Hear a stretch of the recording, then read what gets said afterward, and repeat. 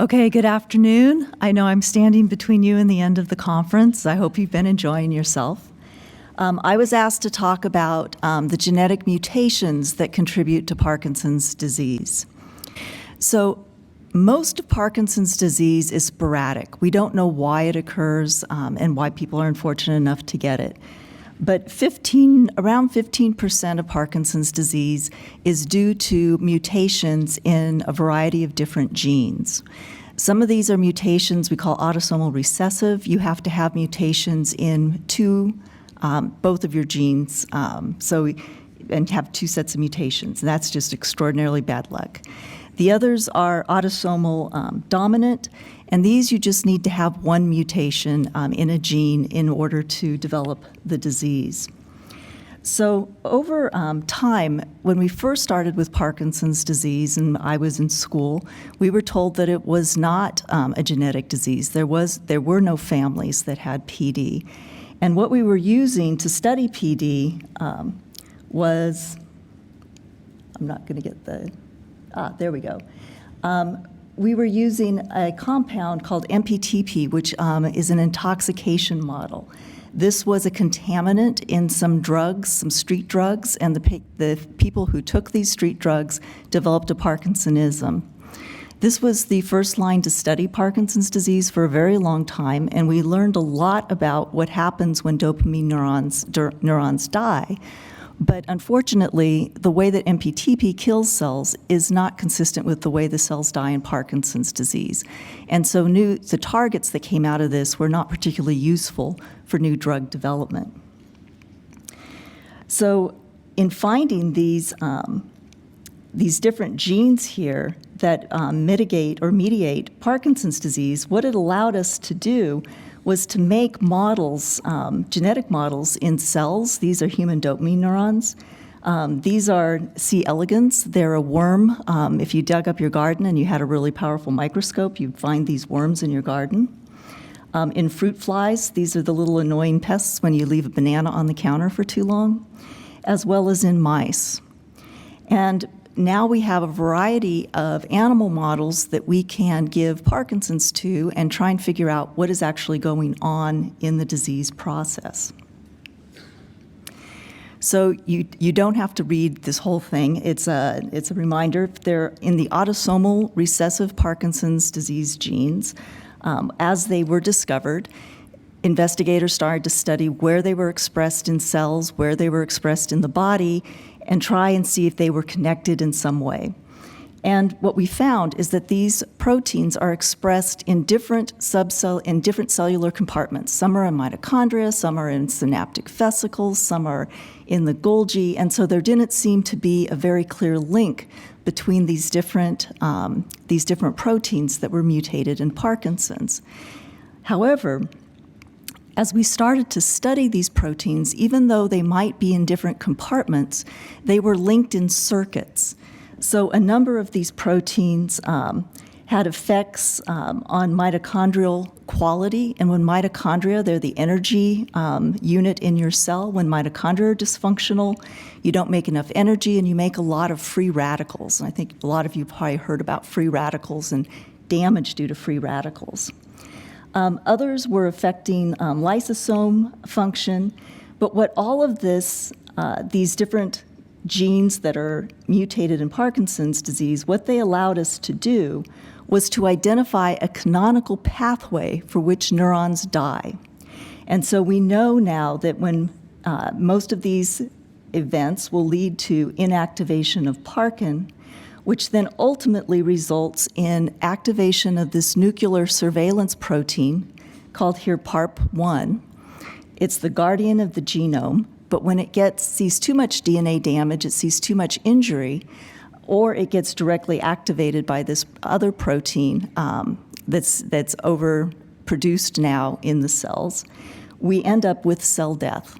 And so all of these very rare genetic causes of Parkinson's disease led us to an understanding of how neurons die, not only in Parkinson's disease, but in other neurologic diseases. And this opens up opportunity now to develop new drugs and new therapies.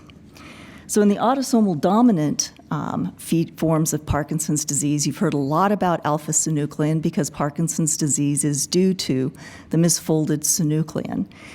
In the autosomal dominant forms, there are point mutations in alpha-synuclein which facilitate its misfolding into a pathologic protein. It also can be, the gene can be duplicated or triplicated. So now you're just making a lot more alpha-synuclein, and that opportunity for it to misfold and become pathologic is present. There's an autosomal dominant protein or mutation in the protein called VPS35. And this is a protein that sits in the machinery that's part of the protein synthesis machinery, and it's part of the sorting machinery to get proteins to the proper place in a cell. What was interesting about VPS35 is that when it's not functional properly, you get alpha-synuclein accumulation and overexpression. And so this leads then to loss of dopamine neurons and a Parkinsonian phenotype. It also seems to interact with another protein that's involved in autosomal dominant Parkinson's disease, which is LRRK2, and VPS35 increases the levels of AIMP2, which is the protein that activates the death cascade triggered by PARP. So we're learning a lot about how the dopamine neurons die from studying these genetic forms of disease. So I was asked to spend a little bit of time talking about LRRK2. There's been a lot of work done in LRRK2, notably because the founder of Google has LRRK2 mutations in his family, and so he's very, very interested in understanding how LRRK2 mutations can cause Parkinson's disease and how that information might be used to treat Parkinson's patients. It is the most common cause of genetic Parkinson's disease or familial Parkinson's disease. But interestingly, even in sporadic PD, there are patients that have these mutations in LRRK2, and that may be the cause of their PD. It's not known why those mutations occur spontaneously in these individuals, but it is fairly common. It's a big protein, and the mutation sites are clustered into different functional domains of the protein. Like all of the genes that have been linked to Parkinson's disease through mutations, it is a protein that's expressed throughout the body. So where it's expressed doesn't provide any clues at all as to why it might cause Parkinson's disease. It's in the brain, lung, heart, kidney, gut, muscle, skin, and blood. There are also mutations in LRRK2 that are linked to cancer as well as to Crohn's disease. So this is going to provide a bit of a challenge if you're going to inhibit LRRK2 function, because LRRK is expressed outside of the nervous system and is doing important things in other very important organs. It plays a particularly important role in the immune system, both in immune cells in the brain, which are these astrocytes, oligodendrocytes, and microglia, but also in the peripheral blood cells. And because it's important in the immune system, when LRRK2 is not functional, you have problems with infectious disease like leprosy, inflammatory bowel disease is exacerbated, as well as Crohn's disease. So this is still an area that's understudied. Studies are just being initiated to fully understand the role of LRRK2 in the immune system, so we can better understand how to regulate it possibly in Parkinson's disease without causing additional problems. So when we take a new gene that's been mutated and we're trying to figure out why it causes disease, we do sort of an analysis trying to figure out what are the day jobs that protein does, and then separate that out from what it's doing to cause disease, or day jobs versus dirty deeds. The day jobs sometimes don't contribute to the disease process at all. It's actually the new things that these mutated proteins are doing, or the loss of the function of that protein is doing, that's causing the disease. And so we spend a lot of time trying to sort through if these are problems with protein synthesis and abnormal protein expression versus problems at the synapse, which is the point of communication between two neurons. So LRRK2 functions as what we call a dimer, so you need two copies of the protein. They come together head to tail. And it has two functional domains. One's called a GTPase domain, and the other's the kinase domain. And the kinase is the one that puts that little phospho unit onto another protein and causes a change in that protein's function. The GTPase domain is a way to regulate the activity of this protein.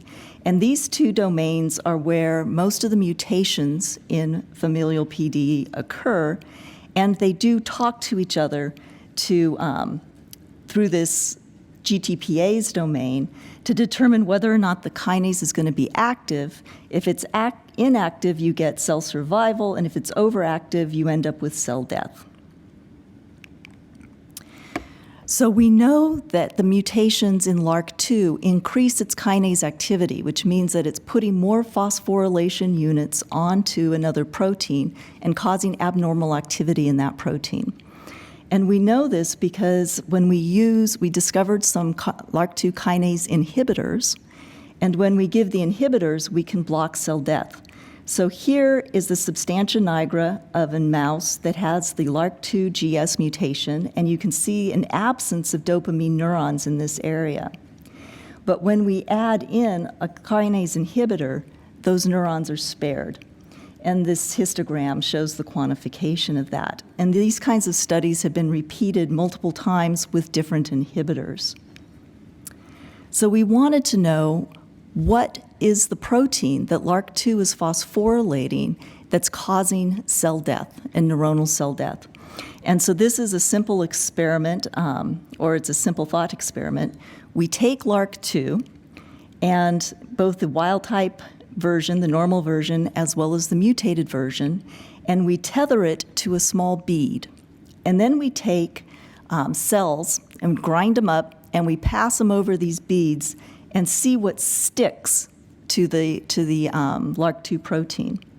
And then we can elute the whole complex, and we use an instrument called a mass spectrometer to identify what the proteins are that bound to LRRK2. And so from this analysis, you get a variety of clusters of proteins, but one set of proteins that kept popping up and were very strong and somewhat of a surprise were ribosomal proteins. And we knew that LRRK2 was expressed throughout the cell machinery, but we were surprised to find that it was expressed at such a high level, much more than any other cellular compartment at the ribosome. So what does the ribosome do? So DNA is in your nucleus, and it encodes for your proteins. It gets translated into this molecule called RNA, and then mRNA, moves out usually into the cytosol, where it binds to a ribosome, and there's two components to the ribosome, the large and small portions. And then the ribosome translates that mRNA into protein. And what we found was that part of this small complex up here, which determines which RNAs are going to get made into protein, contained a small protein called S15, and LRRK2 phosphorylated it. And so now this protein had a lot more more of this protein was phosphorylated, which meant that it changed which RNAs were going to be expressed, and it changed the expression then of those proteins. It also meant certain proteins weren't going to get expressed anymore, and they were going to be turned down. And we determined this was the pathologic protein by doing a small trick.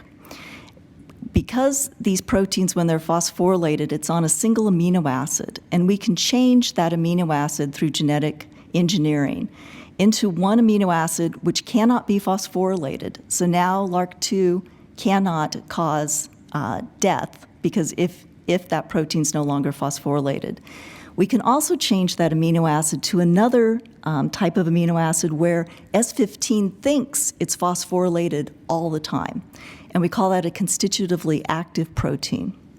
So if the constitutively active protein is the pathologic protein, then it should elicit cell death in an equivalent manner to the mutant LRRK2, and in fact it does. When we make a protein that cannot be phosphorylated, we now have no cell death. So these kinds of experiments show that this is at least one of the pathologic proteins for LRRK2. So this has led a number of people, this work was published a little while ago, a number of investigators now are starting to look at the role of RNA translation and protein synthesis as being mediators of neurodegeneration, that this altered landscape for which proteins are expressed and which are not may lead to cases of neuronal vulnerability and specific types of neurons being vulnerable. And so throughout, all of these are genes that are implicated in the genetics of Parkinson's disease, from LRRK2 to PINK1, which I didn't really talk about too much. These proteins a little bit more, as well as Parkin and synuclein, at different points in the cell body where RNA translation is important and protein synthesis is important, these proteins are now being found to play a contributory role. So this work is still in the infancy to understand exactly what proteins are being altered so that we can figure out new therapeutic pathways to protect the brain and to block Parkinson's disease. Now, what has been, we've had people at NIH study sections or at other meetings, and they say, why are you spending so much time and so much money trying to understand these very rare causes of Parkinson's disease? And the reason we've done this is because these rare causes and these models of Parkinson's disease have led us to understand the more common sporadic form and are leading us towards new therapies. So we now know that this aggregated synuclein is causing mitochondrial dysfunction. It activates some stress kinases, which ultimately activate this canonical pathway in which Parkin is not active anymore, where AIMP2 gets elevated and activates the death cascade, but at the same time, this other pathway, which is important for mitochondrial function and mitochondrial repair and replacement, gets inactivated. So you get this feed-forward cycle of mitochondrial dysfunction and stress, which ultimately then results in the loss of neurons through the PARP pathway. What this is leading to, and this is where the autosomal recessive genes have come into play, this has been leading to new therapeutic opportunities. There are several c-Abl inhibitor trials that are going on right now. Ted told you that our microglial activation inhibitor is going into phase 2 trials, and so I didn't talk about astrocytes today. There are PARP inhibitors that are being used in the oncology field for breast cancer and ovarian cancer, and there has been discussion about advancing those into clinical trials for Parkinson's disease.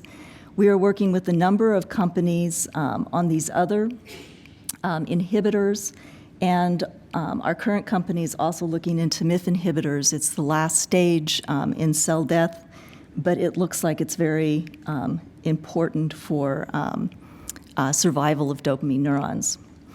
The current trials that are coming out of this, in addition to the Neurali, these are the c-Abl inhibitor trials that are being started up. Denali has a LRRK2 inhibitor that they're going through phase 1 safety trials. It is somewhat specific for LRRK2. We'll see how it works. But we have quite a pipeline that we've been working on with our colleagues at Johns Hopkins. We have, Liana discussed some of the PD biomarkers that are moving into validation and the pre-investigational stage. We have PET ligands that are now in phase 1 trials that will be used not only for the diagnosis, but also to follow treatment efficacy during our drug trials, and that's very important. How do you know the drug is working? and pharmaceutical companies want to see that it's working very early on. Our Neurolake compound is moving into phase 2, the c-Abl inhibitors. These other drugs are in the candidate stage. We've already identified the best drug in our experimental models, and so now they're starting to move into the phase where they're being tested to see if they're going to be good drugs, commercial drugs, for treatment of patients. It's one thing to have a good drug that you can put into a mouse. There's a lot of additional steps to have a good drug for people, and they're moving through that. We have a number of other compounds that are still in the drug discovery and advancement phase, but they cover a wider range of different targets. And so my anticipation is that in the next few years, we will have drugs that will be disease-modifying drugs, not just drugs that treat the symptoms. And we will have the biomarkers and the diagnostic tools necessary to know that those drugs are working and to best tune which drugs to use for patients. So I want to thank everyone who's contributed to this work. My husband and I have been doing this work since the late 80s, and we've had a lot of people come through our lab. They're absolutely terrific. Everyone who is part of the Udall Center, both past and present, as well as our colleagues at Hopkins, who weren't part of the Udall Center, and colleagues at other institutions who provide materials and support and also run experiments with us. Our funding from federal and private sources. And most of all, really want to thank the patients and their families that have partnered with us for the last couple of decades, because without you, your support, that we really wouldn't be able to make the progress that we have so far. So with that, thank you very much.